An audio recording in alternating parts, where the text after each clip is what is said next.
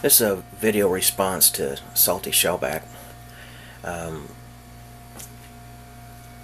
was supposed to have photographs of me in uniform, and those are rare. I had ended up with Polaroids of we were at anchor in Haifa, Israel. I re-enlisted for I had just completed 4 years, and I re-enlisted in June of 1987 for another 5 years, for a really big re-enlistment bonus. South Carolina was a nuclear-powered guided missile cruiser.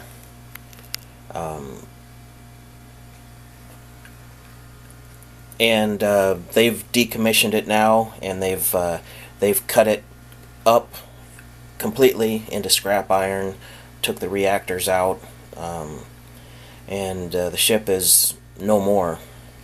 It's just history. That tattoo right there, nuclear symbol with the blue interior, that's for when I re-enlisted on the nuclear-powered ship in Haifa, Israel. The arrows are the system I worked on had 5 inputs, and it had 1 output. So that's a little bit of trivia. So I got pictures of me in uniform. Now I'm supposed to tell a story. I took orders from the South Carolina. I had to jump. At the time I was stationed up here in Norfolk, Virginia, and I wanted to transfer over to the west coast of the United States.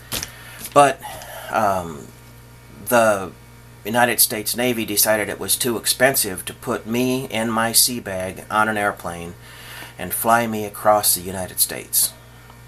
They just couldn't do it.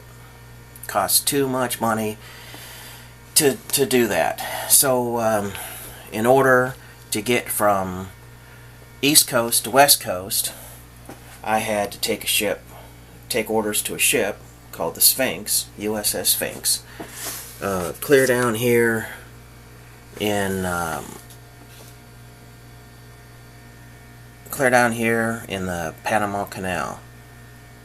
Wow, there's almost no effect at all for a magnifying glass. Learned something new today.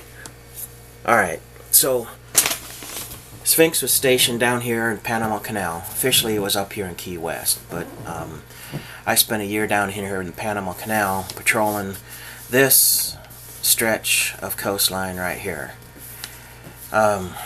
What we were doing down there is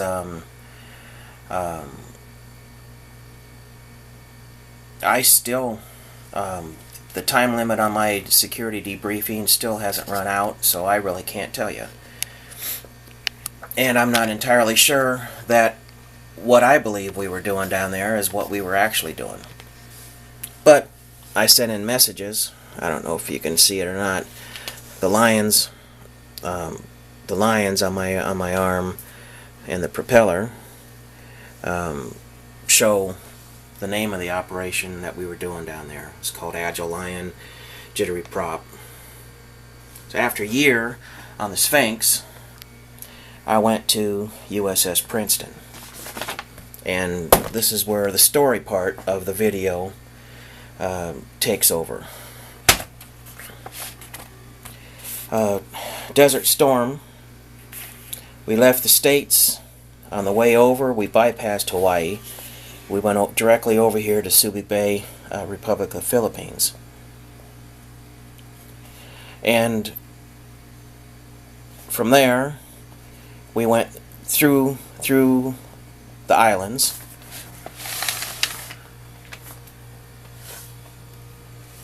These are the islands here. We went through the islands. came down here to Sumatra. I went through the gap here and then headed over to the Gulf. And on the return trip, we came down, dropped a little bit further south to get below the equator, so that we could do the Shellback Ceremony on the way back. But the story is, on February 18th, 1991. At this time, I was a first class, because we commissioned this ship. They loaded this ship down with really senior people. So a 25 or 30 member division that would normally have E1s all the way up through E6s, we had the entire complement for our division was all E6s. We had one E4 and we had one E2. So we all stood watches. Normally we would be an E6 would be off the watch bill and in a supervisory position, but we were all standing watches. All of us knew exactly what we were doing. All of us were experienced before we even got here. So we were standing watches. I just got done with the mid-ride, which was midnight till 7 a.m. I skipped breakfast. I went directly down to the berthing area and hopped in my bed. I had just got to the point where I was about to get to sleep, and the ship ran over a series of underwater mines.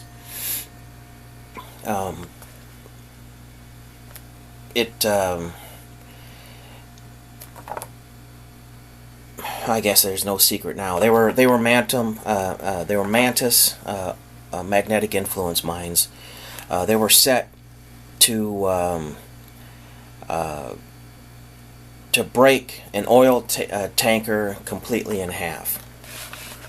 But since we were roughly half the length of an oil tanker, a super tanker, it exploded just aft of the stern. So the Mantis mine took the ship and completely lifted it out of the water. It had 12,000 tons hanging in midair. Then the stern hit first, and then the shock wave exploded it was a mine that was moored to the ground. They're about the dumbest mines that you can ever find. They're World War II era, just the round balls with the spikes hanging off of them. That's what the second mine went off, and it took the front of the ship out of the water and then dropped it back in, and then there were a few others on either side that blew up at the same time. The result was we had a 600-foot long ship that was not designed to fly up in the air, and we had serious cracks amidships. It also blew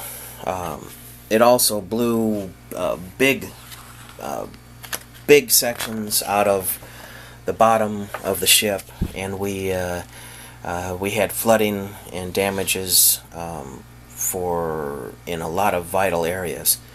Most important one was in a generator room.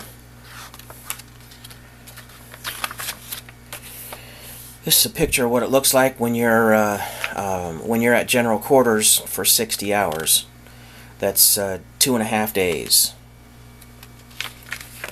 People you just can't stay awake for that long. We're waiting for, the whole ship was buttoned up. Most of the major repairs were done, and we're just waiting for them to either stay fixed or to break apart again. So the different views of what is going on. This is a lady welder. Yep, girls weld on damaged ships too. We had all kinds of support braces. We had all kinds of extra iron. We had all kinds of different braces and supports and temporary fixes just to keep us from breaking apart further. They stretched cables. They welded in. They called it the zipper repair. They took I-beams and went 10 feet back on either side, and welded cross braces. Plus they used cable ties to keep the back of the ship from flexing and breaking off like a beer can. So in the meantime, we're still in the middle of an organized minefield.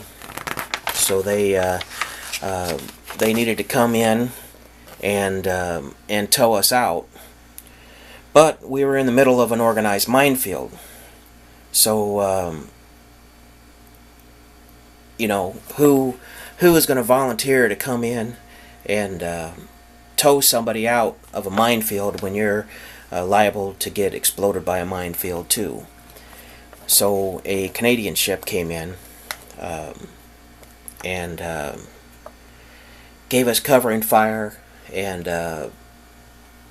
hooked a line on us and pulled us to a point where some other minesweepers could hook onto us and pull also.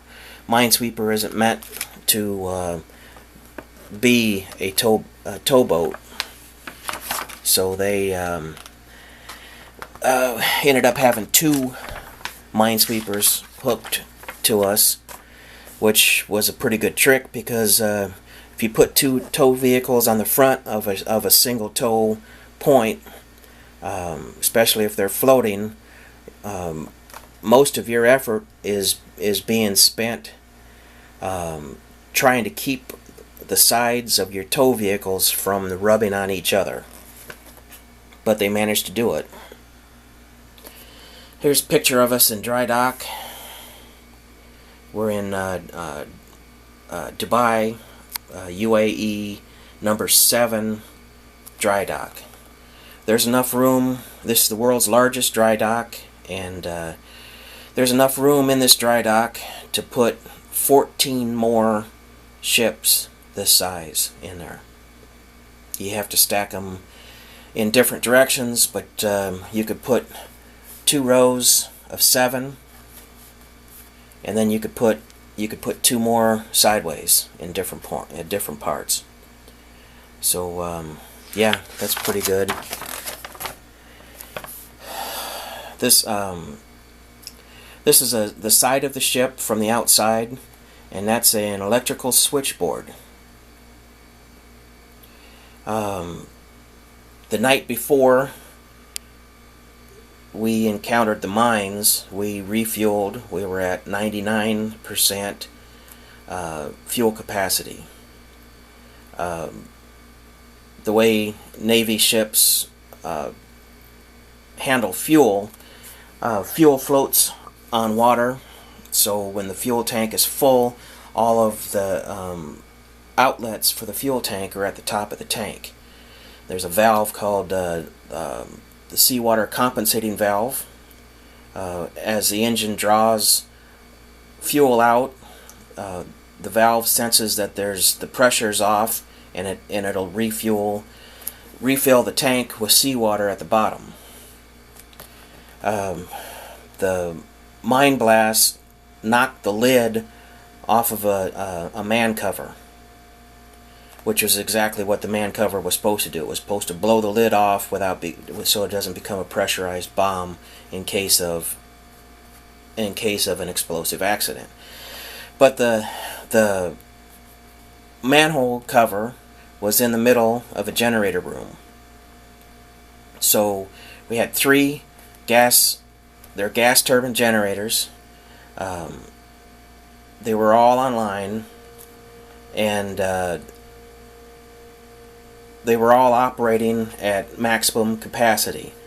The mine blew the lid off of the fuel tank, and the seawater compensating valve said, well, the tank must be empty, let's fill it up.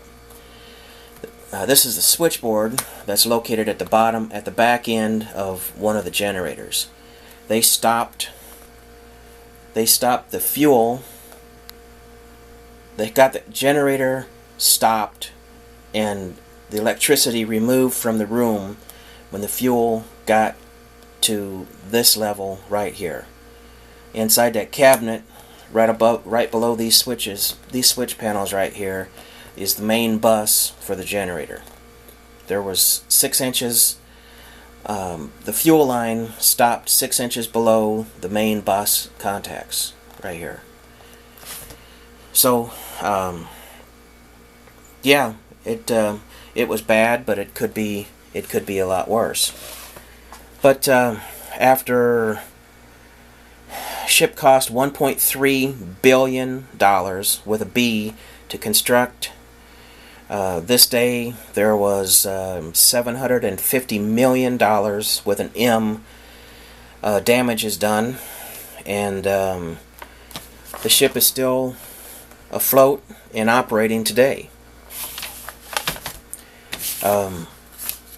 Yes, I did become a shellback on that cruise, and this is my